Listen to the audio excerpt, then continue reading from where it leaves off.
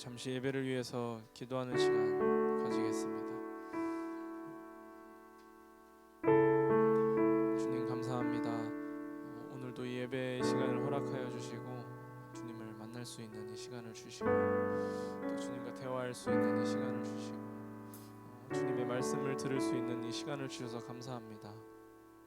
주님, 오늘 이 예배를 통하여서 우리의 삶을 다시금 말씀 가운데 세워갈 수 있도록 아버지 인도하여 주시옵소서. 우리의 삶이 오로지 주님의 말씀으로 세워져 나갈 수 있도록 주님 함께하여 주시옵소서. 오늘도 말씀 가운데 함께하시는 그 주님의 은혜를 기대합니다. 우리가 깨어지고 또 주님 앞에 나아갈 수 있는 자리로 한 걸음 더 인도하여 주시옵소서. 살아계신 예수 그리스도의 이름으로 기도드렸습니다.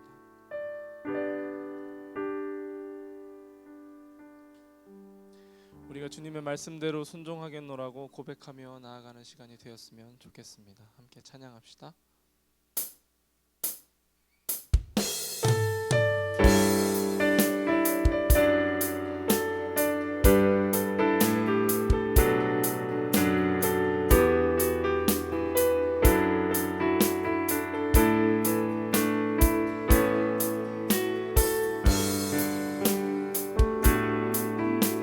찬양합시다. 주님 말씀하시며 주님 말씀하시며 내가 나가리다. 주님 뜻이 아니면 내가 멈춰서리다.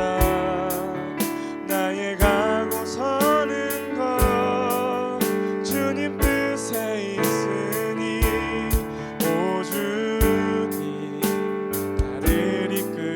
다시 한번 주님 말씀하시며 주님 말씀하시며 내가 나가리다. 주님 뜻이 아니면 내가 멈춰서리다. 나의 가고 서는 것 주님 뜻에 있으니 오 주님 뜻하신 그곳에 나 있기 원합니다.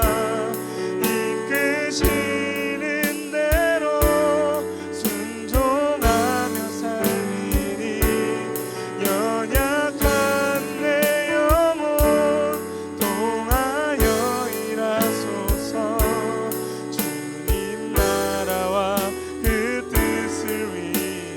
오 주님 오 주님 나를 이끄소서. 우리가 처음부터 다시 찬양합시다. 주님 말씀하시며 주님 말씀하시며 내가 나가리다. 주님 뜻이 아니면 내가 멈춰서 서는 것 주님 뜻에 있으니 오 주님 나를 함께 찬양합시다. 뜻하신 그곳에 나 있기 원합니다. 이끄시는 대로 순종하며 살리니 연약한 내 영혼 통하여 일하소서. 주님 나라와 그 뜻을 위해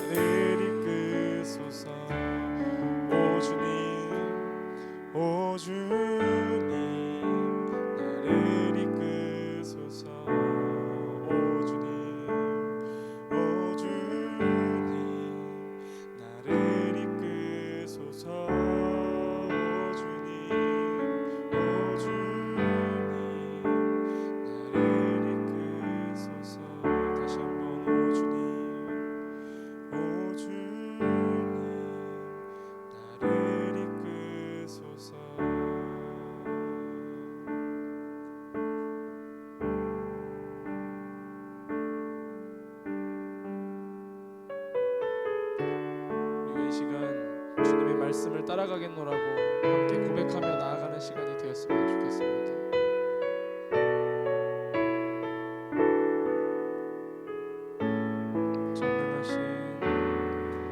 전능하신 나의 주 하나님은 능치 못하실 일 전혀 없네. 우리의 모든 간구도 우리의 모든 생각도 우리의 모든 꿈과 모든 소망도 신실하신 나의 주 하나님은 우리의 모든 괴로움 바꿀 수 있네. 불가능한 일 행하시고 죽은 자를 일으키시니 그를 이길 자 아무도 없네. 주의 말씀 의지하여 깊은 곳에 그물 던져 오늘 그가 놀라운 일을 이루시는 보라. 주의 말씀 의지하여 믿음으로 그물 던져 믿는 자에게 능치 못함 없네. 전능하신 나의 주 하나님은 능치 못하실 일 전혀 없네. 우리의 모든 간구도 우리의 모든 생각도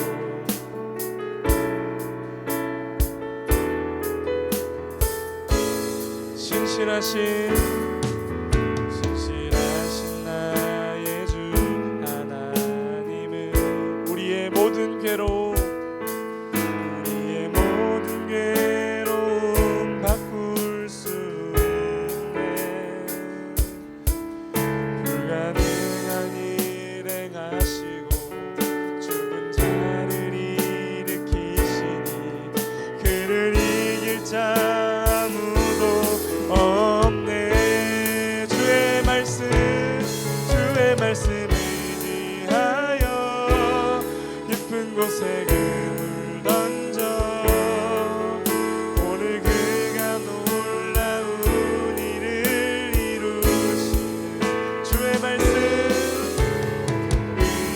의지하여 믿음으로 그물 던져 믿는 자에게 능치 못함 없네. 주의 말씀 의지하여 깊은 곳에 그물 던져 오늘 그가 놀라운 일을 이루시는 주의 말씀 의지하여 믿음으로 그물 던져 믿는 자에게 능치 못하.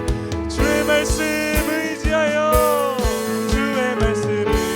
의지하여 깊은 곳에 그물 던져 오늘 그가 놀라운 일을 이루.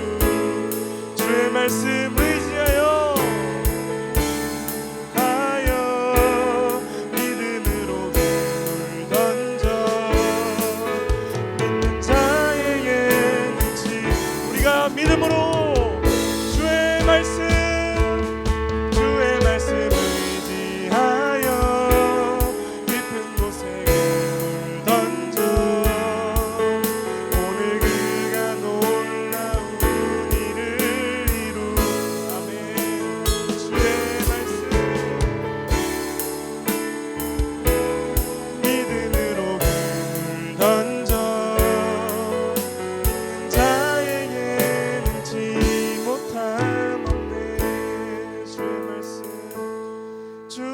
말씀 의지하여 깊은 곳에 금을 던져 오늘 그가 놀라운 일을 이루시는 것 보라. 주의 말씀 의지하여 믿음으로 금을 던져 믿는 자에게 능치 못할 우리 믿음의 고백으로 주의 말씀 의지하여 깊은 곳에 금을 던져 오늘 그가 놀라운 일을 이루시는 것 보라. 주의 말씀 의지하여 믿음으로 금을 던져 믿는 자에게 능치 못함 없네. 우리 이 시간 잠시 기도하며 나아갈 때 주님, 우리가 너무도 두렵지만 그 주님의 말씀을 믿고 순종하겠습니다 라고 주님께 고백하며 나아가는 시간이 되었으면 좋겠습니다. 우리 주님을 더욱 바라보며 함께 기도합시다.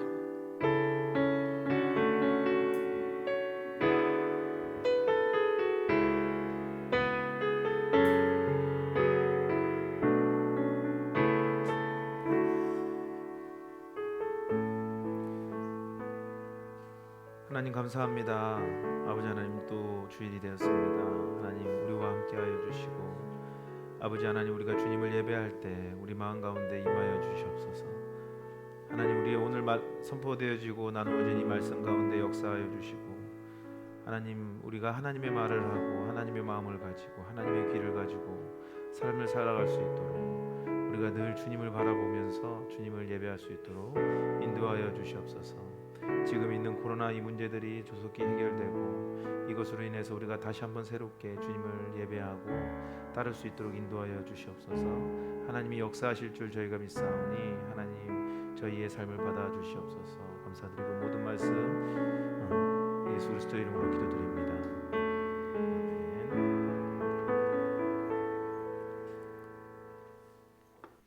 네, 오늘 말씀은 누가복음 21장 20절부터 28절까지입니다. 한번 읽어보겠습니다. 너희가 예루살렘이 군대들에게 에워싸이는 것을 보거든 그 멸망이 가까운 줄을 알라.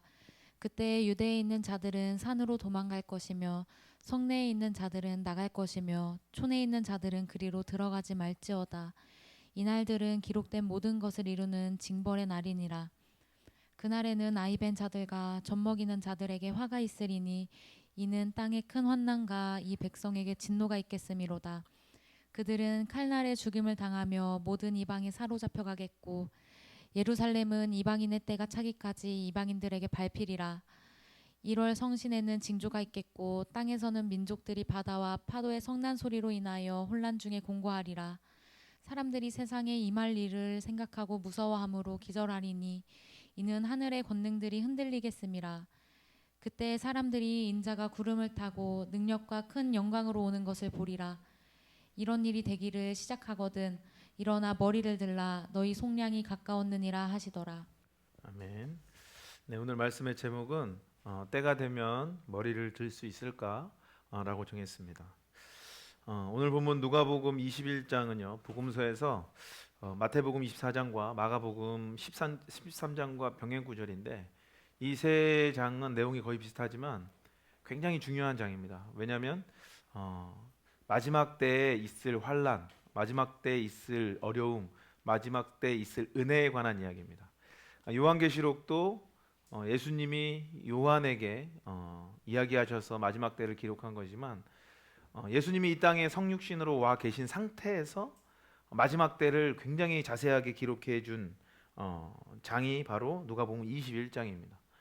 이 21장을 보면서 어떻게 마지막 때가 일어나는가? 사실은 이 성경에서는 또 뒤에도 이야기를 하겠지만 성경을 해석할 때 특히 요한계시록이나 다니엘이나 에스겔이나 오늘 본문 마태복음 24장과 누가복음 21장 말씀은 이미와 아직이라는 그 신학 해석 방법이 있습니다. 그러니까 성경에서 로마가 쳐들어와서 예루살렘을 완전히 회파했던 그 일들이 그들에게는 역사적 사실이고 우리에게는 과거의 일이지만 앞으로 일어날 일을 예표하는 사건이라는 겁니다. 그러니까 우리가 소위 말하는 그런 말 있잖아요. 역사는 우리의 미래의 거울이라는 말 있죠. 완전히 그 말과 똑같지는 않지만 예수님의 말씀 가운데 예루살렘이 멸망했다라는 것 자체를 나중에 내가 다시 올 때 그런 멸망이 너희에게도 있을 것이다 라고 이야기합니다. 훨씬 잔혹하고 훨씬 힘든 시간들이 될 것이다라는 말씀을 하시는 거예요. 예수님은요 오늘 본문에 있는 21장의 사건 전에 예루살렘에 들어오시면서 두 번의 눈물 흘리는 사건이 있으셨어요. 그 눈물 흘리는 사건이 뭐냐면 첫 번째 이제 감람산에서 내려오다가 예루살렘에 보니까 예루살렘이 곧 멸망할 것에 대해서 마음 아파하셔서 눈물을 흘리셨습니다. 또 그 전에 자기의 친구 나사로가 죽고 나흘 동안 무덤에 있을 때 그를 살리기 전에 문 바깥에서 나사로를 보고 눈물을 흘리셨어요. 왜 눈물을 흘렸을까 예수님이? 이 두 가지 사건에 공통점이 하나 있어요. 그게 뭐냐면 예수님은요 심판에 대한 안타까움 때문에 우셨습니다. 그러니까 원래 인간은 심판을 받지 않아도 될 존재인데 죄를 짓고 이 심판을 받게 되는 거잖아요.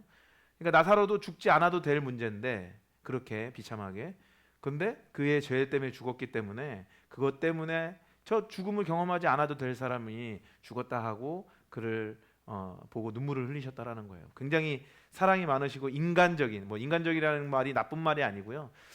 인간으로서의 마음을 가지고 안타까워하면서 그 일을 행하셨어요. 그리고 오늘 말한 두 번째는 예루살렘을 바라보면서 이제 회개하라고 그렇게 외쳤는데도 불구하고 회개하지 않는 그들에게 하나님께서 심판하시고 망하게 할 것에 대한 안타까움으로 눈물을 흘리셨다라는 겁니다. 회개하지 않는 예루살렘 유대인들에게 예수님인 20절과 같이 이야기를 하세요. 오늘 20절 말씀 한번 읽어보겠습니다. 너희가 예루살렘이 군대들에게 에워싸이는 것을 보거든 그 멸망이 가까운 줄을 알라. 네, 예루살렘에게 군대가 와서 그들을 애워쌌다라고 합니다. 그러니까 예루살렘에 있는 사람들은요 로마와 절친하게 지내기 위해서 온갖 노력을 다합니다. 분봉한 헤롯 왕이 분봉왕으로 있으면서 새 왕이 이스라엘 전체를 통치하고 있을 때도 로마한테 잘하려고 노력을 굉장히 하지만 결국은 망하게 되죠. 사람들은 이제 나라가 망하는 게 국력이 약해서 이제 전쟁의 힘이 없어서 망한다고 이야기를 하지만 실제로 역사 교과서에 보면 나라가 망하는 것은 타락해서 망합니다. 윤리적으로 바닥을 치면 모든 경제 군사력이 바닥을 치죠. 마찬가지였습니다. 하나님이 보셨을 때 예루살렘은 하나님 앞에서 죄를 짓고 회개하지 않는 모습 때문에 아무리 로마한테 잘하려고 해도 결국은 AD 70년경에 디도 장군, 나중에는 이 디도가 이제 왕이 되죠. 이 장군이 와서 돌 위에 돌까지도 다 회파하고 아무것도 남기지 않고 모든 이스라엘 백성들이 흩어지는 사건을 겪게 됩니다.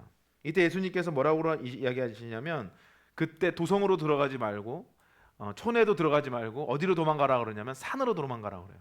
산으로. 왜 산으로 도망갔을까요? 눈에 안 띄어야 되니까. 그러니까 이스라엘은 사막도 많고 이러니까 평야도 많으니까 막 다 보이는데 산으로 가면 안 보이잖아요. 그러니까 산으로 도망가라는 의미가 사실은 그런 의미였는데 이스라엘 사람들이 이제 예수님을 믿는 사람들 그 이야기를 듣고 정말 산으로 도망갑니다. 실제로 역사적으로. 그러니까 산이 어디 있었냐면 북쪽에 있었어요. 북쪽에.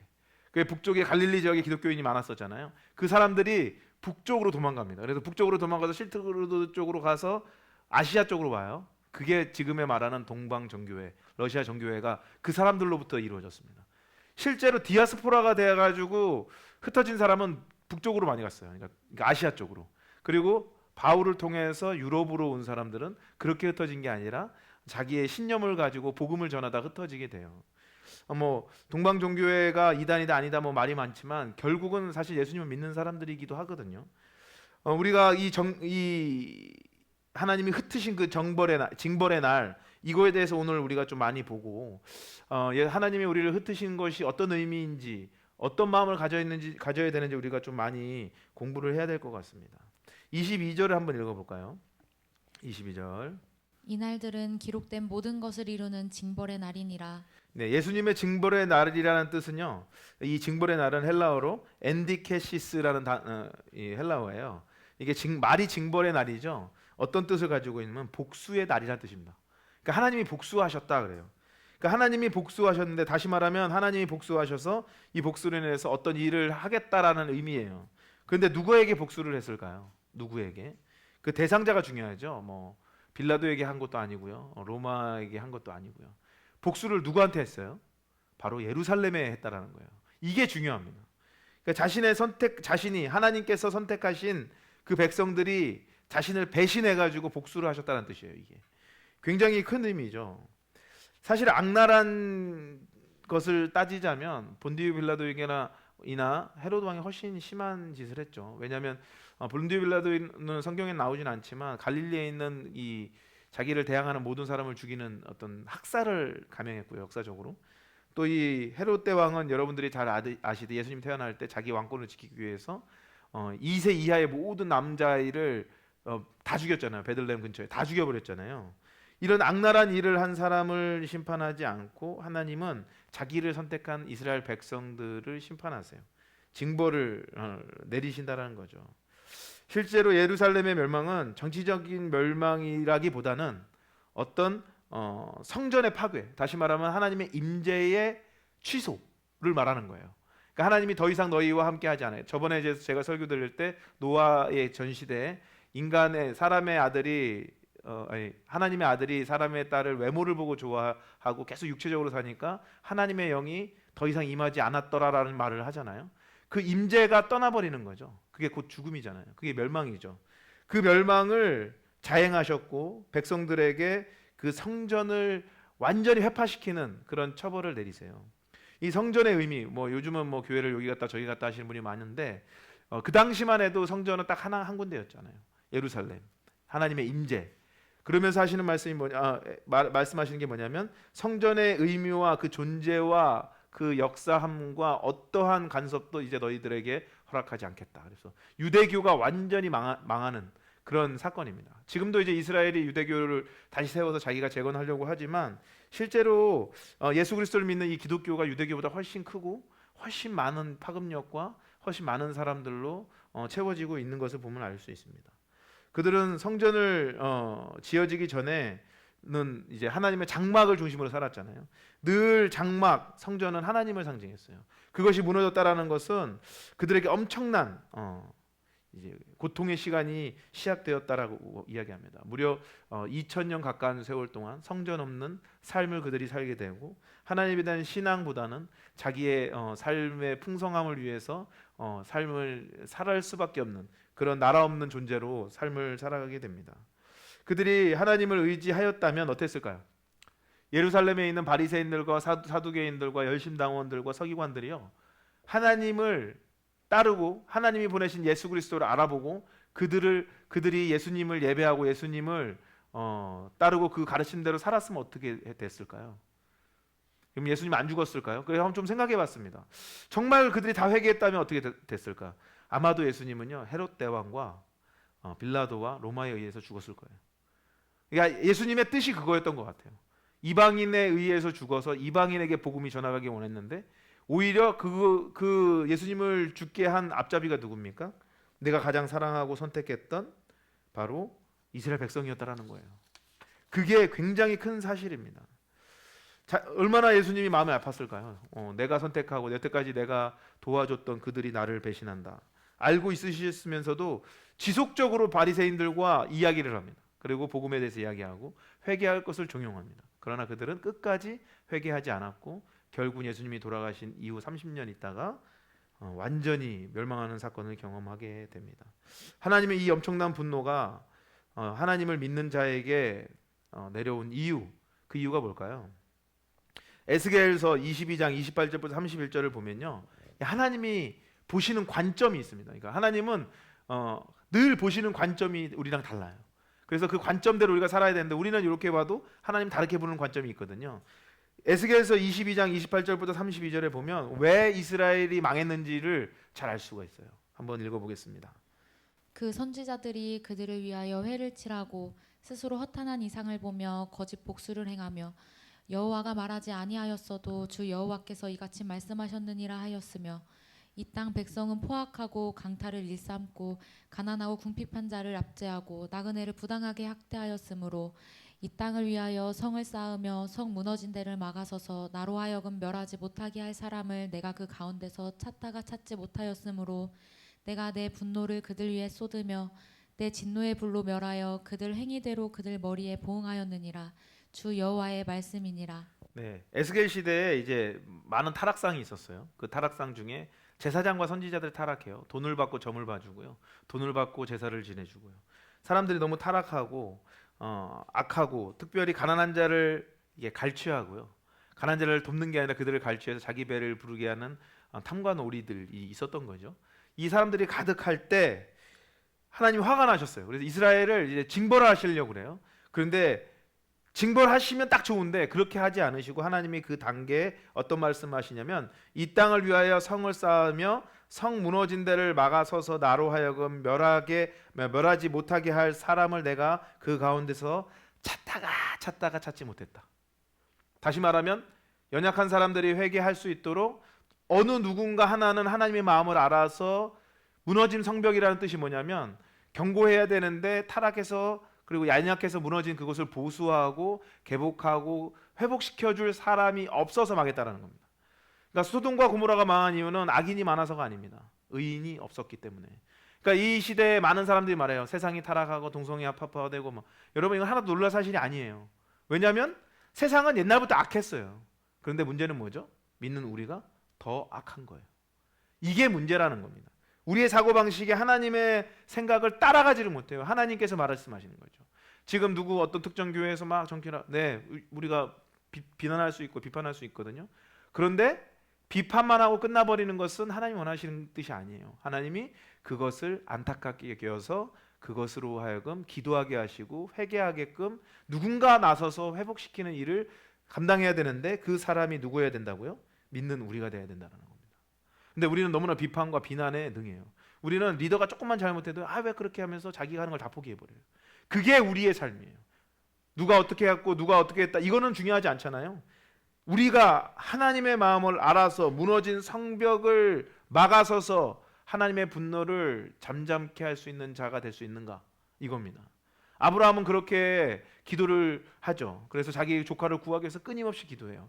하나님 그 아브라함의 요구가 하나도 들어지지 못해요. 그런데 하나님은 아브라함을 보시고 아브라함의 조카 롯을 구원하는 역사를 이루십니다. 여러분 우리는 어떤 마음을 가지고 있을까요? 우리는 하나님의 분노를 막아서서 중보하고 회개하는 존재로 살아가나요? 아니면 그냥 무작정 책임 전가와 비난과 악행으로 살아가는가? 우리는 어떻게 살아갑니까? 너무 안타까운 현실이잖아요. 그 존재가 누가 되어야 할까? 그런 중보하고 하나님의 마음을 알아가는 사람이 누가 되어야 될까요? 바로 이 설교를 듣는 우리가 그 삶이 돼야 돼요. 우리는 얼마나 타락한 시대에 삽니까? 악인이 망해서 망하는 것이 아닌데도 불구하고 이 기독교 안에, 이 교회 안에 너무나 타락한 사람들이 많은 시대에 삽니다. 인간이 예수님의 마음을 가지는 것은 정말 불가능한 것처럼 보여요. 그래서 막 우리는 마치 성경을 오늘 말씀만 봐도 심판에 관해서만 생각을 해요. 여러분 심판은 당연히 옵니다. 징벌도 당연히 오는데 하나님 예수님의 마음이 당연한 징벌로만 나타날까요? 그렇지는 않거든요. 우리는 이렇게 생각해. 누가 잘못하면 아우 저놈 그냥 어떻게 됐으면 좋겠다. 하나님 이렇게 해줬으면 좋겠다. 뭐 속시원에는 예를 들어 이제 예루살렘이 망했어요. 그 망했으면 우리는 그래요. 에휴 바리새인 꼴 좋다. 회개 안 하니까 그렇게 됐지라고 이게 비난을 해요.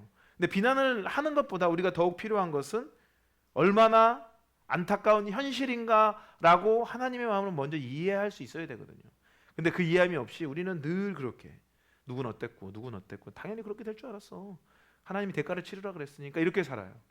여러분 하나님은 어떻게 마음 먹고 계실까요? 씁쓸한 하나님의 마음, 이 징벌을 준비하시면서도요 하나님 전혀 즐겁지 않았을 거예요.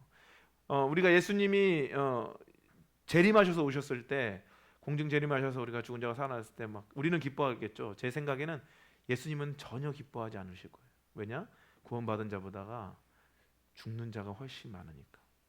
예수님의 마음은 그럴 거예요. 죽지 않아둘 사람이 회개하지 않아서 죽고요. 온전히 예수님을 따르지 않아서 죽어가는 이 현실을 볼 때 예수님이 얼마나 마음이 아팠을까? 하나님이 얼마나 마음이 힘들까? 예수님은요 이런 사건도 있었어요. 길을 가다가 예루살렘 내려가다가 사마리아를 잠깐 들려서 복음을 전하고 가려고 그러는데 사마리아 사람들이 예수님이 예루살렘으로 가신다는 이야기를 듣고 화가 났어요. 왜냐하면 정치적으로 사마리아와 예루살렘은 이 대립 관계거든요. 그러니까 어떻게 해요? 못 들어오게 합니다. 그러니까 너무 화가 났어요. 근데 예수님은 가만히 계셨는데 우리의 아들이라고 하는 요한과 야고보가 화가 나서요. 뭐라고 그러냐면 우리로 하여금 불을 내려서 그들을 다 멸망시키게 하소서 그래요. 화가 나니까. 우리는 이거 이해하죠. 왜냐하면 우리도 그런 마음이 있잖아요. 누군가 잘못하면 확 그냥 망했으면 좋겠다. 저도 그럴 때가 그런 마음을 막 먹고 싶을 때가 있죠.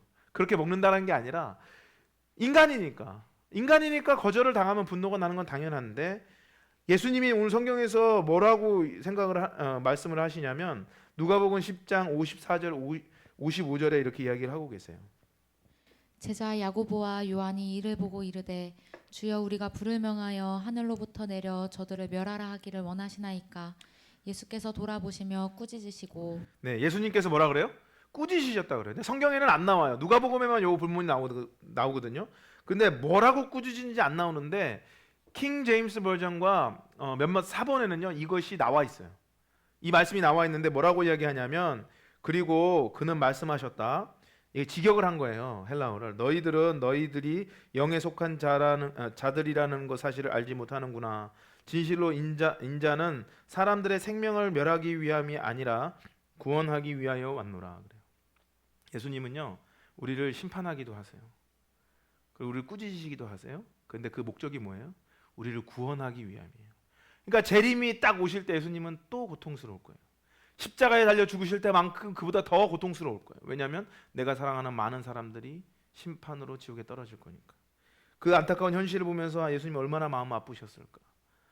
우리가 자녀를 키우고 세 자녀 중에 한 자녀만 10자녀 중에 한 자녀만 잘못돼도 그 한 자녀 때문에 마음이 아픈데 대부분의 사람이 잘못되고 소수만 천국으로 들어갈 수 있다고 예수님이 말씀하셨잖아요.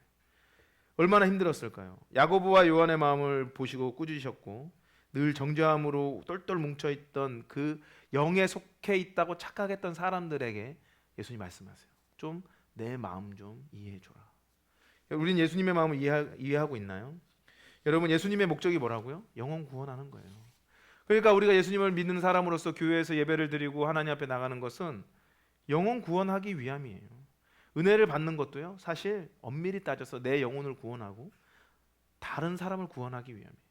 그럼 우리의 기도도 영혼 구원하는 데 힘이 돼야 되고 우리의 섬김도 영혼 구원하는 데 가야 되는데 언젠가부터인가 우리는요 영혼 구원에 신경 안 쓰고 우리의 마음의 평안함과 우리의 부함과 내 자녀의 성공과 나의 잘됨과 나의 높아짐을 위해서 계속해서 우리가 기도하고 나아간다는 겁니다. 예수님의 마음을 기록해둔 이 사본의 내용을 우리가 잘 기억해야 될 것 같아요. 정말 우리가 이렇게 예수님의 마음을 잘 알면서 살 수 있을까? 사실 우리의 힘으로는 부족합니다. 절대 그럴 수 없어요. 인간이니까. 인간은 항상 상처를 입으면 잘못된 반응으로 나가는 게 인간이니까요. 우리는 사람을 미워하는 마음을 너무 쉽게 가져요. 그래서 제가 이렇게 표현할 때도 있거든요. 어떤 분 옛날에 이제 청년부 사역할 때도 섭섭이막이라고 그래요. 말 한마디 하면 섭섭해. 그리고 막 이쪽에선 내가 뭐 좀 힘들어 피곤해서 표정을 이렇게 짓고 있으면 그거 보고 또 상처 있고 그래요. 어쩔 수 없어요. 그게 잘못됐다 뭐 비난하자는 게 아니라 우리의 마음이 그런 거예요. 우리는 너무 쉽게 사람을 비난하죠. 저 집사는 뭐 원래 저 목사는 뭐 왜 저래? 뭐 왜 이렇게 해? 왜 저래? 이렇게만 이야기하는데 하나님께서는 뭐라고 하시냐면 하나님의 마음을 가져라라고 그래요. 예수 그리스도의 태도와 마음을 가져라. 맞습니다. 죄를 지으면요 우리는 처벌을 받아야 되죠. 그리고 비난도 받아야 돼요. 불을 내려서 죽이려고 뭐 이게 죽어야 될 만큼 고통을 당할 때도 있어요. 그런데 하나님의 마음은 뭐죠? 바로 우리를 사랑하는 마음이에요. 예수님의 마음을 우리가 가지도록 우리가 주님 앞에 기도해야 되죠. 그 마음이 부어진 바 되었을 때 얼마나 행복합니까? 사건이 해결되고 상황이 해결돼서 행복한 것이 아니라 예수님이 나를 사랑하고 나와 함께 하시고 나를 이끌어가고 계신다라는 그 확실한 믿음만이 우리를 행복하게 할 수 있는데도 불구하고 우리는 오늘도 인지상정이라는 말로 우리가 죄를 짓는 것을 합당화합니다. 인간이니까 그럴 수 있어. 네, 그럴 수 있어요. 그러나 하나님이 오늘도 말씀하시는 거예요. 주님의 마음을 가져라. 징벌을 이야기하면서 예수님께서 행복하게 하셨나? 아까도 말씀드렸지 전혀 그러지 않으셨을 거예요. 우리 예수님의 가장 위대함이죠. 사람을 생각하실 때 늘 사랑으로 생각하세요. 그리고 늘 받아주려고 노력하시고요. 늘 넓은 마음으로 사람들에 대해서 용인해 주시고 기다려 주시고 항상 함께 해 주세요. 실제로 성령께서 우리한테 임하시잖아요. 우리도 예수 그리스도의 그 마음을 가질 수 있어요. 이것은 성령님의 독특한 그리고 강력한 힘이에요. 그분이 우리한테 사랑이 부어지면 우리는 전도할 수 있어요. 그래서 사도행전 1장 8절에 그렇게 얘기하잖아요. 성령이 너에게 임하시면 너희는 권능을 받고 라고 그러죠. 성령이 임하시면 우리는 그렇게 살 수 있는데 우리는 그 성령이 임하셨음에도 계속해서 악행을 하는 거예요. 사람을 미워하고요. 징벌하려고 해요. 그리고 대가를 치르라고 하면서 그들을 종용하죠. 그 마음을 알고 예수님의 마음을 알고요. 징벌과 대가를 치르는 삶을 살아야 된다고 제가 늘 설교하지만 이거는 남에게 말하는 게 아니에요. 본인 스스로에게 하는 말이에요. 본인 스스로에게 징벌과 대가를 치르고 하나님 앞에 나가서 회개하라는 예수님의 메시지예요. 회개하기 원하는 마음으로 예수님이 징벌을 내리시는 거지 우리에게 막 모든 것을 망가뜨리고 우리가 죽어야 되고 악한 마음으로 주시는 게 아니라는 거예요. 우리는 너무 잘 기억해야 되는 겁니다. 회개할 수 있을 때가 정말 행복한 거예요. 이제 마지막 때가 되면요. 회개하고 싶어도 회개를 못해요. 우리가 범죄를 지을 때도 우리 스스로 브레이크를 잡지 않잖아요. 그럼 어느 때가 되면 회개하고 싶어도 회개되지 못해요. 어떤 분이 그렇게 이야기하시더라고요. 예수님을 믿고 살다가 죽는 거 보다가 내 마음대로 좀 살다가 즐기고 막 이렇게 쾌락을 즐기다가 죽기 직전에 회개하면 그러면 안 됩니까? 물어봐요. 여러분 회개가 내 마음대로 되는 겁니까? 내 마음이 내 마음대로 되나요? 내 마음이 내 마음대로 되면 나는 신이죠. 우리는 우리 마음을 우리 마음대로 못 하잖아요. 그러니 우리는 계속해서 하나님을 묵상하고 예수 그리스도의 말씀 가운데 거하지 않으면요. 이 마음을 뺏겨서 징벌의 상태로 떨어지게 되는 거예요. 하나님은 어떤 마음을 가지고 계시는가? 예레미야 애가 3장 31절부터 33절에 이렇게 이야기하고 계십니다. 이는 주께서 영원하도록 버리지 아니하실 것임이며 그가 비록 근심하게 하시나 그의 풍부한 인자하심에 따라 긍휼히 여기실 것임이라. 주께서 인생으로 고생하게 하시며 근심하게 하심은 본심이 아니시로다. 네. 예레미야가요. 이스라엘 백성들이 바벨론 포로로 잡혀갈 때 그 뒤에서 말하는 이야기예요. 이스라엘 사람들은 자기가 망했으면서도 자기 잘못이 아니라고 이야기를 해요. 참 우리의 삶과 똑같죠. 우리가 고통을 당해요. 고통을 당하는 것과요 회개하는 것은 전혀 상관이 없어요. 사실 회개를 하고 하나님의 마음을 아는 사람들은요 큰 고통을 당하지 않아도 회개해요. 근데 어떤 사람은 극단적인 고통을 당해도 회개 안 하는 사람도 있어요. 그래서 그 회개 안 하고 그냥 불평하면서 막 이스라엘 포로로 그 바벨론 포로로 잡혀가는 사람에게 눈물의 선지자 예레미야가요 울면서 이야기하는 거예요. 주께서 영원하도록 버리지 아니할 것이다. 근심하게 하시나 그의 풍부한 인자하심에 따라 긍휼히 여기실 것이고 주께서 인생으로 고생하게 하며 근심하게 하시면 본심이 아니라. 여러분 인생으로 이제 고생하고 계시죠. 삶 진짜 녹록지 않다라고 이야기하고 계시잖아요. 하나님의 본심이 아니에요. 왜? 그렇게 하지 않으면 우리가 주님을 바라보지 않으니까 그 일이 일어나는 것뿐입니다. 그러면서 예레미야서 애가 3장 39절에 40절에 예수님이 이렇게 살라라고 이야기를 하세요. 살아있는 사람은 자기 죄들 때문에 벌을 받나니 어찌 원망하랴. 우리가 스스로 우리의 행위들을 조사하고 여호와께로 돌아가자. 예레미야가 이 바벨론 포로드 잡혀가는 사람들에게 70년 후에 돌아올 것이라고 이야기를 해주거든요. 해주면서 말하는 거예요. 그냥 자동적으로 오는 게 아니라 약속은 해주셨는데 너희들이 이렇게 살아라 하는 게 뭐냐면 너희가 지은 죄로 너희가 벌을 받는 건 어떻게 원망하냐 당연한 거나 그게 대가를 치르고 받아들여라. 그리고 하는 말이 뭐예요? 이제부터는 스스로 우리의 행위를 조사해서 구별하고 회개하고 돌아서라. 여호와께로 돌아와라 라고 이야기를 합니다. 하나님의 징벌의 원천적 원칙은 바로 하나님의 마음으로 돌아오는 삶입니다. 하나님이 살아계시고 예수 그리스도께서 우리를 사랑하셔서 우리에게 하실 일들에 대해서 생각나게 하시고 이끌어가게 하시기 위해서 던져주신 굉장히 귀한 메시지인데 우리는 그 징벌만 생각을 하는 거예요. 그 징계와 심판만 생각을 하는 겁니다. 이 징계가 왜 왔는지, 이 억압된 상황이 왜 도래했는지를 우리가 봐야 되는데 우리는 그렇게 하지 않아요. 오히려 너무나 마음이 교만하고 바리새인처럼 외식하고요. 그리고 자기가 성숙한다고 착각을 합니다. 신앙을 가지면서 기도를 많이 하고 많이 섬기고 전도 많이 한다고 그 사람이 하나님과 가까운 사람은 아니거든요. 예수님은 이렇게 징벌의 날을 즐거워하지 않으실 거예요. 왜냐? 아까도 반복해서 말씀드렸던 것처럼 사랑하는 사람들이 죽어가니까.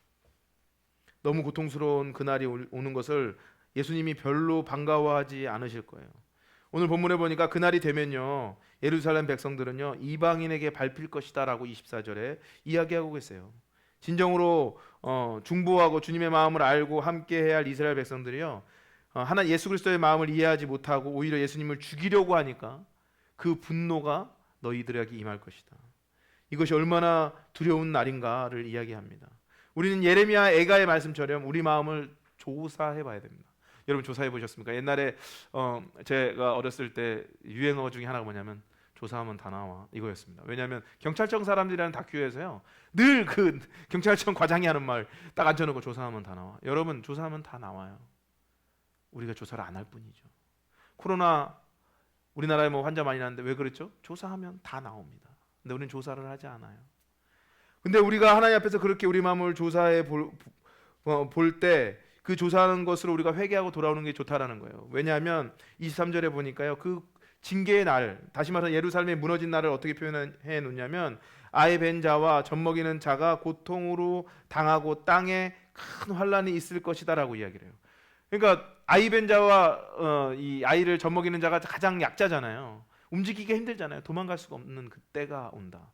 그 사람들이 저주받았다라는 게 아니라 그들의 잘못으로 이 모든 연약한 사람들이 고통을 받을 것이다.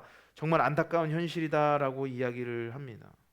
그래서 예수님은요 이 힘든 시간 예루살렘이 이 심판을 당하는 그 순간을 25절과 같이 설명해 놓고 있어요. 1월 성신에는 징조가 있겠고 땅에서는 민족들이 바다와 파도의 성난 소리를 인하여 혼란한 중에 공고하리라. 사람들이 세상에 임할 일을 생각하고 무서워함으로 기절하리니. 네, 얼마나 무서웠는지 공고함과 막 이 두려움이 엄습해서 사람들이 기절한대요. 저는 인생 살면서 기절할 만큼 무서운 적이 별로 없는데 사실 한 번 있었습니다. 한 번. 그게 뭐 어떤 분은 목사 한수 뭐 시취 시험 볼 때 뭐 운전면허 볼 때도 굉장히 힘들었어요. 수능 볼 때보다 저는 운전면허 볼 때가 더 힘들더라고요. 더 두려워. 왜냐면 이거 떨어지면 창피하잖아. 수능 떨어지면 안 창피한데 뭐 두려운데 진짜 두려웠을 때가 언제냐면 제가 군대 있을 때예요. 제가 철책 근무했었거든요. 근데 어느 날 이게 근무를 마치고 딱 군대 이제 오침을 해요. 그래서 내려오자마자 12시까지 오침하고 이제 점심을 먹어요. 근데 갑자기 1시간 빨리 깨우는 거예요. 11시에. 낮 11시에. 막 깨우더니 전원 다 총 다 들고 막 다 앉으래요. 뭐 자다 일어나가지고 뭐 정신없이 앉았죠. 그랬더니 하는 거예요. 이제부터 A형 근무로 들어간다 그러는 거예요. A형 근무가 뭐냐면 철책에 보면 엄청나게 많은 이제 초소가 있는데 이게 다 밤에 들어가지 않아요. 그러니까 선택된 초소만 밀어내기 식으로 들어가는데 모든 40명이 다 초소에 들어가는 게 A형 근무예요. 근데 왜요? 그랬더니 지금 전쟁이 날 수도 있어. 이 말을 딱 하는 거예요. 그때가 언제냐면 연평해전 터졌을 때예요. 진짜 저 반대 철책에 이게 기관포가 있거든요. 기관포 문이 이렇게 딱 열리는 거예요. 제가 처음 봤어요 그때. 걔네들 그거 쏘잖아요. 우리는 다 죽어요. 그러니까 우리 철책에서 이런 말이 있어요. 철책에서 우리는 할 수 있는 거는 딱 5분 버티는 거다. 그러니까 포가 날라오면 교통호에 들어가서 어떻게든 살아남는 게 목적이에요. 그리고 우리는 의정부로 도망가는 게 우리의 작전이었거든요. 근데 이제 계산을 해보니까 컴퓨터로 계산해 보니까 155마일에는 철책에 있는 병사들 100% 중에 0.03%만 살아남을 수 있다 그랬어요. 얼마나 두려운지 그때부터 24시간을 거기서 근무를 썼어요.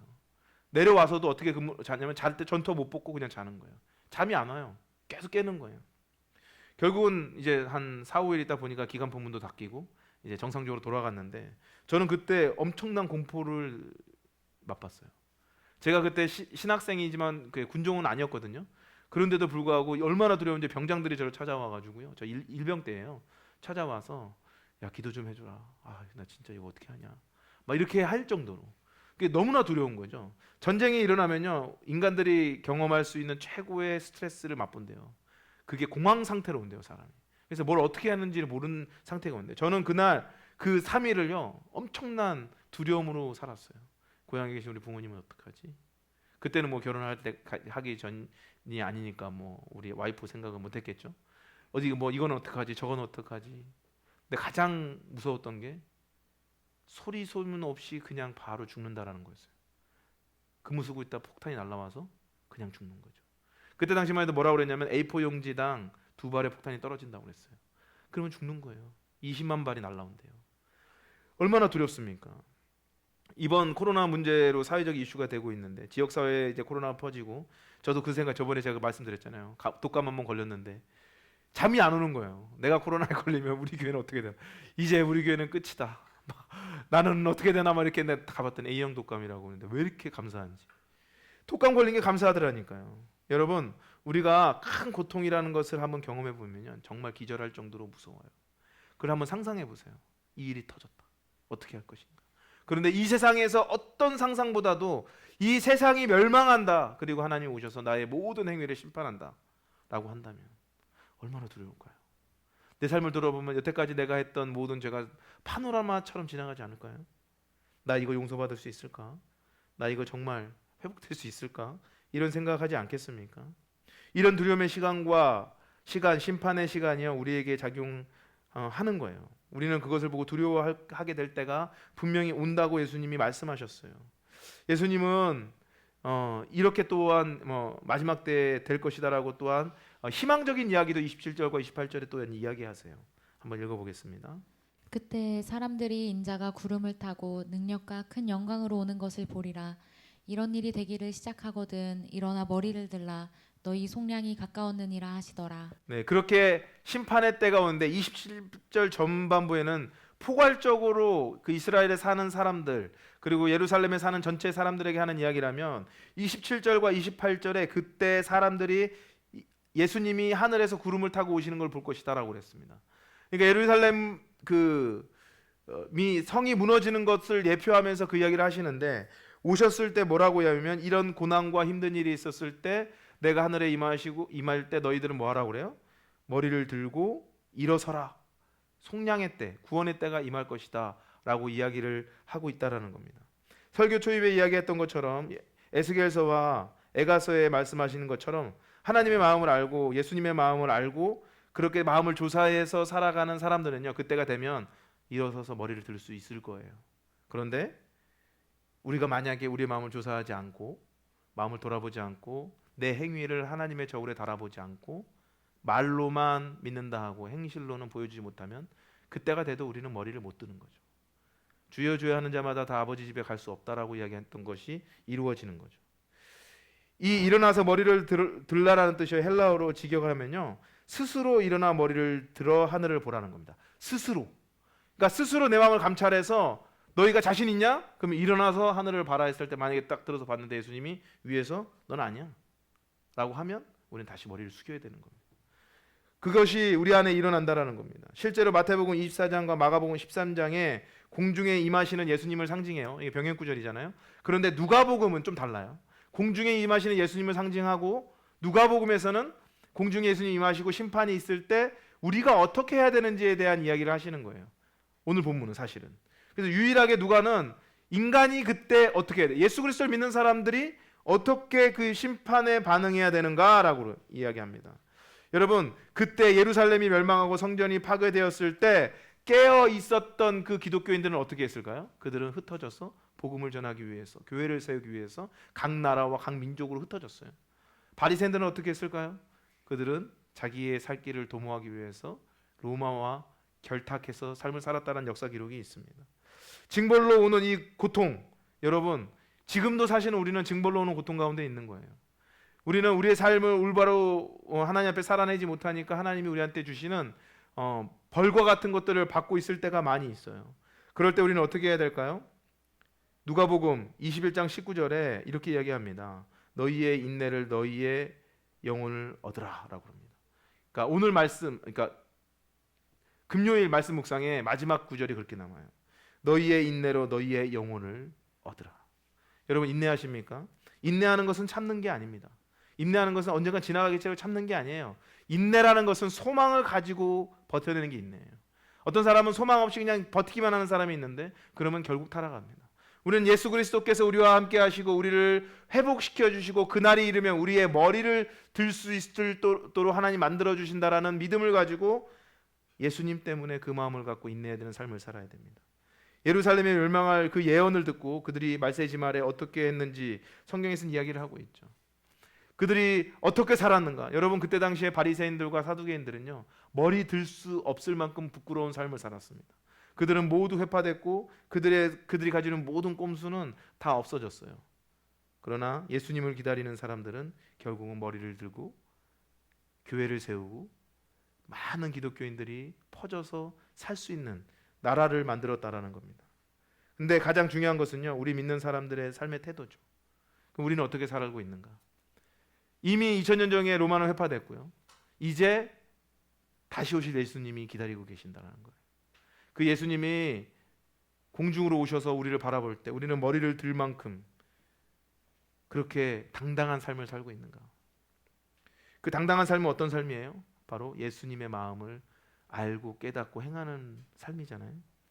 예수님은 어떤 마음을 가지고 계실까요? 디모데 전서 2장 4절 5절에요. 예수님의 마음을 정말 잘 설명할 수 있는 바울의 글이 나옵니다. 한번 읽어보겠습니다.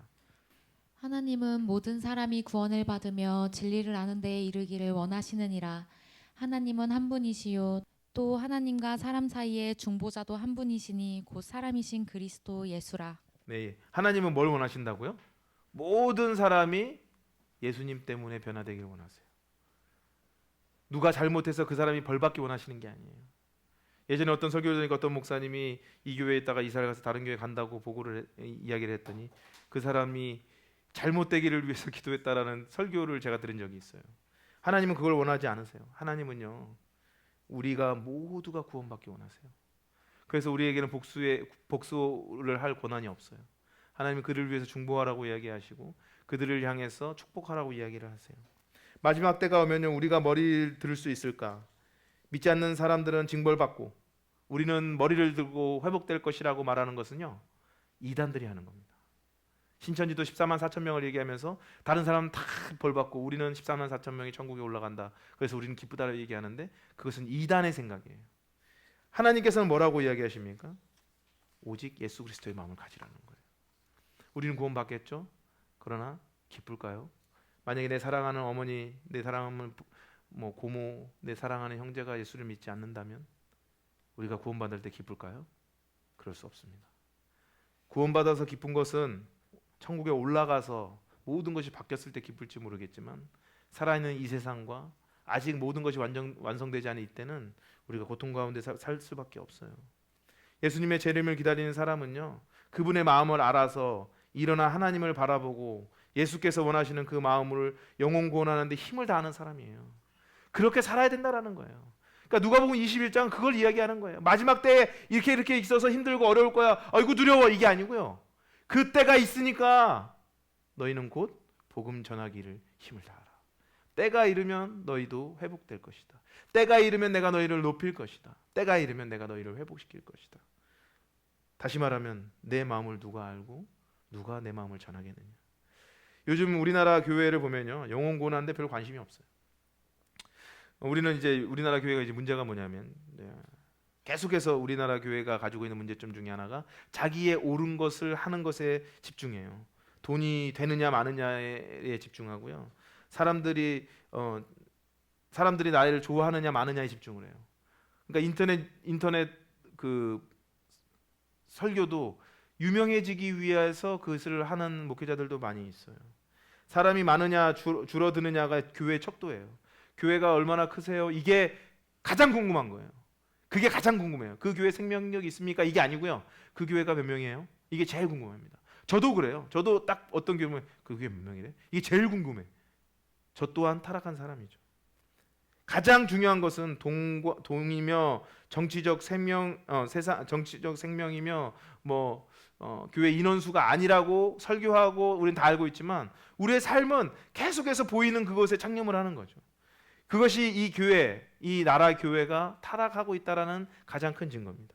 세속화되고 있고요. 큰 교회는 능력 있는 목사님, 작은 교회는 맨날 노니까 저러지 라고 보는 그 잘못된 관점들이 우리 안에 있다라는 겁니다.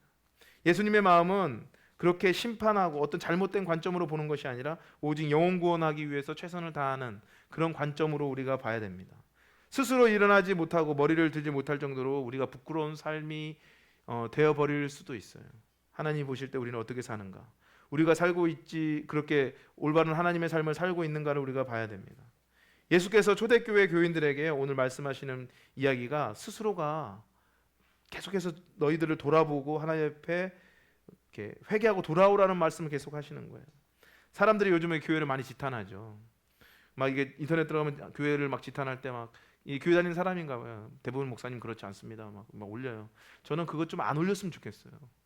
그 답글에 뭐하러 그런 걸 올립니까? 올린다고 그 사람 아 그러네 대부분 목사님 안 그런가 봐 이렇게 생각하는 사람이 있나요? 없죠. 교회가 지탄을 받을 때 사람들이 교회가 지탄을 받는 거를요 이렇게 생각하는 사람이 있어요. 핍박이다. 여러분 핍박일까요? 요즘 우리 이제 예배 드린다고 하면 정부에서 이렇게 이제 행정 시청이나 이렇게 구청에서 행정 직원들이 나와서요 교회에서 코로나 안전수칙 잘 지키는지 안 지키는지 보기 위해서 3-4명이 와서 뒤에 앉아 있는데요. 이걸 보고 막 욕을 하고 막 이런 분도 계세요. 왜 그러냐, 교회를 핍박하냐. 여러분 이게 핍박입니까? 핍박은 원천적인 뜻이 뭐냐면 우리가 주님의 길을 잘 따라갔을 때 이유 없이 받는 게 핍박이에요. 근데 우리가 죄를 지어서 받는 것은 징벌이고 대가예요. 그들이 나라를 잘 인도하기 위해서 우리한테 강구했고 그것으로 해서 바라보고 있다면 우리는 그것을 따라야 되는 거겠죠. 그 핍박이 아니에요.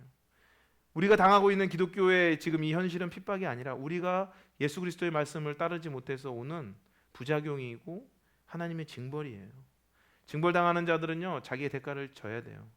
가가지고 누가 뭐라고 한다고 하면 우리는 그것을 그냥 들어야 될 뿐이에요. 우리는 그걸 가지고 그들에게 사과할 필요는 없지만 그것을 듣고 나는 그러지 말고 하나님 앞에 올바로 서야지라고 생각해야 되는데 우리는 그렇지 않고 우리 기독교인이 많다라는 것으로 인해서 정치적인 힘을 작용시키려고 하는 움직임이 있는 거예요. 여러분 돈을 사랑하는 기독교인들이 얼마나 많습니까? 목회자들도 얼마나 음란하고 1년에 수십 명씩 감옥에 간대요. 음란함 때문에. 죄를 즐기는 사람이 교회에 막 득실득실하는 이 시대에 내가 나약해서 죄 지을 수밖에 없다라고 핑계대요. 여러분 그러면 안 되는 거죠. 우린 피 흘리기까지 죄랑 싸워야 되죠. 죄를 합당화해서는 안 돼요. 우리는 하나님의 마음을 알고 예수 그리스도의 마음으로 거룩하게 되고 예수 그리스도의 마음으로 복음을 전해야 되는데 우리는 전혀 회개하지 않으려고 해요. 그때가 되면 당당히 머리를 들 수 있는가? 여러분 그건 예수님이 다 알고 계십니다. 우리가 어떤 마음을 가지고 있는지 강신욱 목사가 어떤 마음으로 목회를 하고 있는지 하나님 다 알고 계시고요. 그것으로 심판하시고 이끌어 가실 거예요. 그러나 그때 우리 하나님의 마음이 가장 깨진다라는 거예요. 너무나 마음이 아픈 거죠. 제가 설교를 하다가 실수를 좀 하는 게 뭐냐면 세상 사람들이라고 말하는 거예요. 세상 사람들. 예수님을 믿지 않는 사람들을 이제 성경에서는 세상 사람들이라고 그래요. 근데 이때는 그렇게 할 수 있었어요. 근데 지금은 아닙니다. 왜냐? 예수를 믿는 자들이 더 세상 사람 같아서. 이게 문제예요. 돌아가신 고 빌리 그레이엄 목사님이 돌아가시기 전에 설교하실 때 이런 말씀하셨어요. 내가 목회를 하면서 가장 안타까운 것은 복음이 교회 밖에서 필요한 것보다 지금은 교회 안에서 더 필요하기 때문이다 라고 말씀하셨습니다. 세상 사람들과 성도를 구분지을 수 있는가? 저는 목회자로서 이야기할 수 있습니다. 그럴 수 없습니다. 왜냐? 믿는 자가 더 안 믿는 자 같을 때 시기가 왔어요. 세상 사람들이 목회자를 얼마나 걱정하는 줄 아십니까? 밖에 믿지 않는 분들이요, 공무원들이 이 목회자를 너무 걱정을 해요. 올바로 살지 못한다. 돈의 논리, 명예의 논리로 신앙을 생각하는 사람들이 많아요. 요즘은 순종과 희생과 섬김의 삶을 살아내는 기독교인들을 찾아보기가 참 힘들어요. 목회자가 되면 상머리에 앉으려고 하고요. 어떤 좀 돈이 많으면 인정받으려는 욕구가 많고요. 시대적으로 지속적으로 계속해서 높은 자리와 유명함에 초점을 맞추는 목회를 하라고 신학교에도 가르쳐요. 성공한 목회자, 앞선 교회 이런 말이 나와요. 여러분 교회의 앞선 교회가 어디 있습니까? 교회는 성경적이어야 되죠. 교회는 하나님의 마음을 잘 알아야 되죠. 우리는 어떻게 살고 있나요? 당당히 일어나서 머리를 들 만큼 하나님 앞에서 당당한 삶을 삽니까? 그것은 깨끗하고 거룩하고 무결하라는 것이 아니라 예레미야 애가의 말씀처럼 뭐라고요? 너의 마음을 조사해서 나에게 나와 회개하라. 우리는 그렇게 회개로 삶을 사는지, 아니면 오히려 말씀을 통해서 내가 인정받으려고 하는지, 그것을 봐야 됩니다. 우리는요, 묵상을 나눌 때도요, 묵상에서 삶을 나눌 때도 내가 잘한 것만 이야기하려고 그래요. 부동산도 막 이야기해, 내 돈 많은 거 이야기해, 나는 힘들었는데 하나님 이렇게 도와줘서 잘 됐다, 이런 이야기만 하려고 그래요. 그런 이야기는 그냥 차 마시면서 개인적으로 하셔도 괜찮아요. 그런데 묵상 나눔과 목장에서만큼은 나의 연약함과 나의 아픔과 말씀으로 깨어진 나의 본 모습을 나눠야 됩니다. 우리가 얼마나 잘났고 우리가 얼마나 높다, 우리가 얼마나 성공한 사람인가라고 말하는 것을 멈춰야 돼요. 대신에 우리가 얼마나 연약하고 하나님 앞에서 우리가 얼마나 깨어져야 되는 사람인지를 우리가 서로 나누고 하나님 앞에 나가야 됩니다. 우리는 어떻게 해야 될까요? 하나님의 마음 우리는 알고 있습니까? 징벌을 이야기하면서 남을 비판하는 우리의 마음이 있지 않은가? 우리가 죄를 짓고 죄를 짓고 지탄을 받으면서도 스스로가 핍박받았다 착각하는 삶을 살지 않은가? 우리 마음을 우리는 오늘도 여실히 돌아봐야 됩니다. 하나님께서는요, 우리를 구원하기 원하세요. 우리가 구하잖아요, 우리를 구원하세요. 우리가 구하잖아요, 그러면 믿지 않는 나의 친구와 친지들이 회복될 거예요. 우리는 그것을 위해서 오늘도 부르짖어서 주님 옆에 나가야 됩니다. 여러분, 그때가 되면 우리 함께 머리를 들어야 되겠죠. 그때 되면 우리가 스스로 당당히 하나님 앞에 나가야 되겠죠. 그렇게 되기 위해서 오늘도 우리가 주님 앞에 기도하며 나아가겠습니다. 함께 찬양하겠습니다.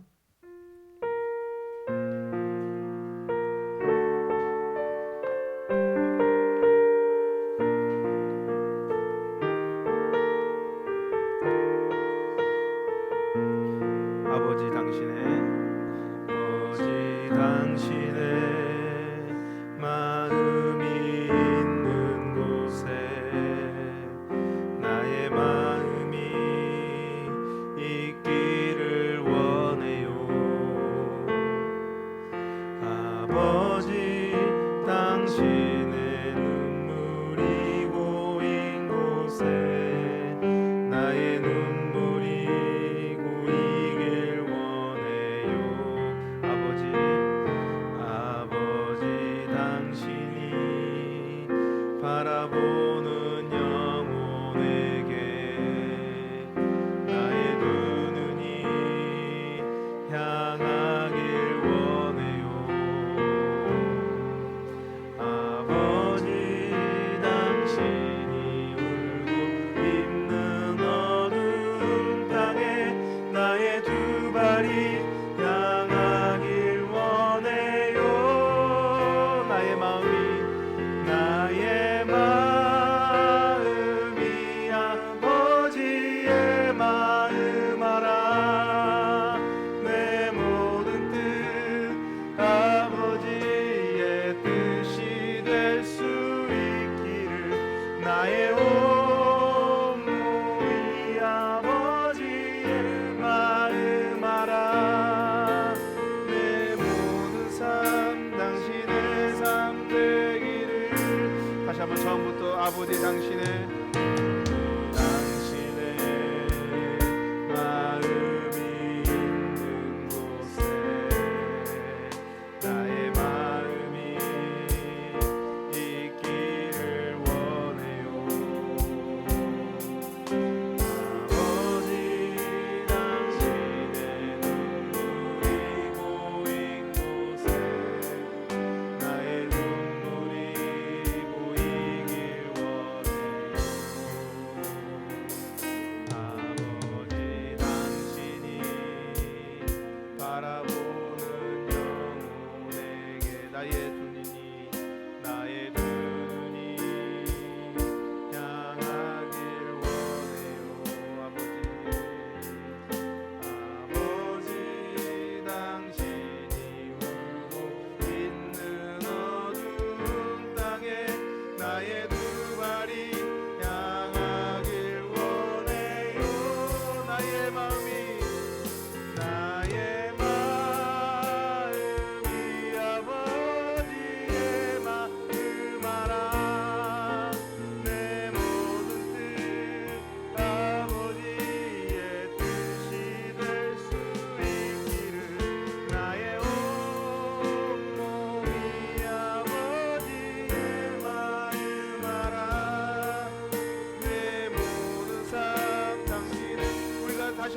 나의 마음이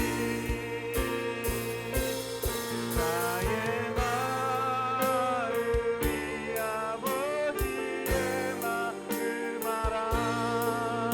내 모든 뜻 아버지의 뜻이 될 수 있기를. 나의 마음이 아버지의 마음 알아.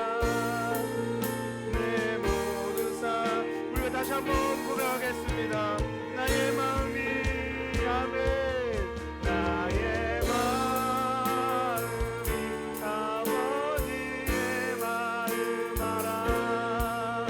내 모든 뜻 아버지의 뜻이 될 수 있기를. 나의 몸이 아버지의 마음 알아. 내 모든 삶 당신의. 우리가 마지막 한 번 더 고백하겠습니다. 나의 마음이 아버지 마음 알아. 내 모든 삶 아버지의 뜻이 될 수 있기를. 나의 몸이 아버지의 마음 알아. 내 모든 삶 당신의 삶 되기를. 이 시간 우리 함께 기도하면서 아버지 하나님, 우리의 마음이 하나님의 마음이 되기 원합니다. 징벌을 행하는 그때를 보면서 우리가 기뻐하는 것이 아니라 하나님 영혼 구원을 당하지 못하여 고난을 받을 그 사람들을 향해서 아버지 하나님의 마음이 너무나 아프고 힘들고 어렵다라는 것을 깨닫고 우리도 함께 그 영혼 구원의 힘을 다하여 그때가 되면 우리도 함께 머리를 들고 일어설 수 있는 사람이 될 수 있도록 도와달라고. 아버지 하나님, 우리의 마음 가운데 하나님의 마음 부어주시옵소서. 하나님의 마음이 부어졌을 때 우리가 예수 그리스도를 전하는 사람이 되겠습니다. 하나님, 우리와 함께하여 주시옵소서라고 이 시간에 간절하게 기도하겠습니다. 아버지 하나님, 그렇습니다. 우리 가운데 함께하여 주시옵소서. 아버지 하나님, 우리 가운데 하나님의 사랑이 부어진 바 될 수 있도록 도와주시옵소서. 아버지 하나님, 아버지의 마음을 부어지게 도와주시옵소서. 성령 하나님께서 우리가 함께하여 주시옵소서. 우리 가운데 권능이 부어져서 하나님의 그 안타까워하는 마음이 깨달아지고 알아지는 역사가 일어나게 도와주시옵소서. 구원받지 못한 우리 가정을 위해서 우리가 더욱더 기도합니다. 구원받지 못한 우리 자녀를 위해서 더욱 기도합니다. 구원받지 못한 우리 직장 동료를 위해서 더욱 기도합니다. 하나님, 우리가 원하는 것은, 하나님이 원하는 것은 바로 예수 그리스도가 전해지는 그 역사가 우리 가운데 일어나는 것입니다. 성령님, 우리와 함께하여 주시옵소서. 우리가 영혼 구원에 관심이 없다면 하나님, 이것은 우리가 타락한 증거입니다. 하나님, 그 영혼들에게 관심을 가지게 도와주시옵소서. 영원한 그 원이 회복되게 도와주시옵소서. 우리가 할 수 있는 것은 인내하며 아버지 주님 앞에 나와서 기도하는 것입니다. 아버지 하나님, 우리 교회 안에 있는 아버지 연약한 영혼들을 가운데 함께하여 주시고 아버지 구원받지 못하는 아버지 하나님 사람들을 향해서 아버지 하나님 주님께서 함께하여 주시옵소서. 아버지 회복되는 역사 우리 가운데 일어나게 도와주시옵소서. 그리스도가 우리 가운데 임하게 도와주시옵소서. 재정적으로 힘든 사람들에게 임하여 주시고 가정 가운데 아픔 있는 사람들에게 임하여 주시고 아버지 하나님, 이 성령께서 우리의 모든 회답이십니다. 성령께서 우리의 모든 것입니다. 예수님이 우리의 모든 것입니다. 주의 사랑을 부어주시옵소서. 성령의 사랑을 부어주시옵소서. 이 영상을 보고 함께 예배드리는 모든 사람들 마음마다 예수 그리스도의 사랑이 부어주시옵소서. 나사렛 예수 그리스도의 마음이 부어져서 우리의 영혼과 힘을 할 수 있도록 도와주시옵소서. 세상이 이렇다 저렇다 핑계대지 말고 아버지 사람이 이렇다 저렇다 핑계대지 말고 목회가 이랬다 저랬다 핑계대지 말고 교회가 이랬다 저랬다 핑계대고 우리 오직 예수님의 마음을 가지고 복음을 전하는 사람이 되게 도와주시옵소서. 하나님, 우리 가운데 하나님 마음이 부어지기를 소망합니다. 하나님, 우리는 주님을 사랑하는 마음이 부어져서 그 사랑이 흘러넘쳐서 사람에게 복음을 전하게 도와주시옵소서. 우리는 연약하기 때문에 회개합니다. 우리가 아버지 하나님 분을 잡지 못해서 화날 때도 있습니다. 우리가 음란해서 음란한 것들을 행할 때도 있습니다. 그러나 이거 모든 것을 내려놓고 하나님께 나아가서 아버지 하나님, 우리가 주님 앞에 회개합니다. 성령이 부어주시옵소서. 성령이 우리 가운데 성령을 부어주시옵소서. 하나님께서 하시는 그 놀라운 역사가 우리가 대유하게 도와주시옵소서. 하나님의 인생은 하나님이 주는 이 삶은 아버지 하나님 보여주는 쇼가 아닙니다. 아버지 하나님, 이것을 우리가 보여주기 위해서 사는 삶이 아닙니다. 하나님께서 주시는 그 사랑으로 말미암아 살아내는 인생입니다. 고통도 있습니다. 그러나 성령께서 함께 하시니까 우리가 이 삶을 이겨낼 수 있는 것입니다. 하나님, 우리 가운데 부어주시옵소서. 성령을 부어주셔서 우리가 그때가 될 때 당당히 머리를 들고 하나님 바라볼 수 있도록 도와주시옵소서. 우리가 자랑할 수 있게 도와주시옵소서. 하나님, 우리가 영혼권을 향해서 힘을 다합니다. 하나님, 성령께서 우리가 임하여 주시옵소서. 아버지 하나님, 우리 가운데 하나님께서 하실 일들을 기대합니다.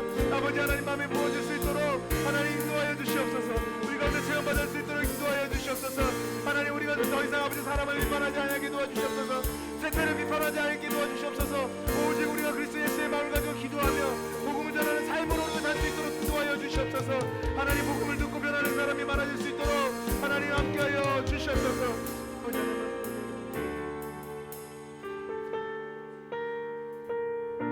아버지 하나님, 우리의 인생은 하나님이 주셨습니다. 이 인생을 주셨을 때, 우리를 구원하셨을 때는 바로 하나님의 소원과 그 뜻이 우리의 삶을 통해서 이루어질 것을 기대하셨을 겁니다. 하나님, 먼저 회개하는 것은 이 나라와 이 땅에 있는 믿는 자들이 주님 앞에 온전히 서지 못하는 것과 목회자들이 본이 되지 못하고 돈과 권력과 음란을 쫓는 것을 회개합니다. 아버지 하나님께서 말씀하셨습니다. 무너진 성벽을 세울 사람이 없다. 그들을 위해서 기도하고 그들을 향해서 소리칠 사람이 없다. 아버지 하나님, 우리나라에는 1000만 명이 되는 기독교인이 있습니다. 하나님, 그 중에 하나님, 우리가 부름받고 싶습니다. 정말 믿는 자로서 하나님 마음을 가지고 영혼 구원을 향한 그 꿈을 품고 하나님 앞에 나가기 원합니다. 때로는 거절당할 것이고, 때로는 인내해야 될 것이며, 때로는 너무나 힘든 고초를 겪을 수도 있습니다. 그러나 하나님이 원하신다면 우리가 그 삶 살아내기 원합니다. 성령이 우리의 삶 가운데 예수 그리스도의 사랑을 한량없이 부어주시옵소서. 능력 있는 삶이 아니라 능력으로 살아내는 삶이 되게 도와주시옵소서. 아버지, 우리 가운데 역사하여 주시옵소서. 하나님께서 함께 해주시면 하지 못할 일이 없습니다. 아버지 하나님, 우리 가운데 역사하셔서 우리로 하여금 주님의 삶을 살 수 있도록 인도하여 주시옵소서. 이 영상을 보고 함께 기도하는 모든 영혼들 가운데 성령의 부르심과 성령의 인도하심, 성령의 사랑이 가득 채워지는 역사가 일어날 수 있도록, 그리고 예수 그리스도의 마음으로 가득 채움받는 사람이 될 수 있도록 인도하여 주시옵소서. 이제는 우리 주 예수 그리스도의 은혜와 하나님의 무한하신 사랑과 성령님의 감화 감동 인도내주 충만하심이 영상을 보고 함께 예배를 하는 모든 영혼들 머리 위에 진정으로 아버지의 마음이 부음받는 그런 귀한 역사가 있기를 이제부터 영원토록 축원하옵나이다. 아멘.